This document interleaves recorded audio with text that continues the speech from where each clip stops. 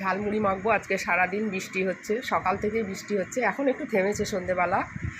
ঝালমুড়ি মাখবো। কী নিয়েছি আমি: ছোলা ভাজা, পেঁয়াজ কুচো, বাদাম, তারপরে বাদাম ভাজা, চানাচুর, সামান্য আদা কুচি, লঙ্কা কুচি, আর এটা আছে নারকেল কুচি, আর এই হচ্ছে মুড়ি।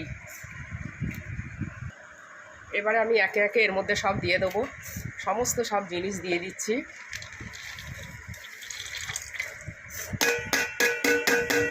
সব দিয়েছি। এর মধ্যে তেল দাও তো,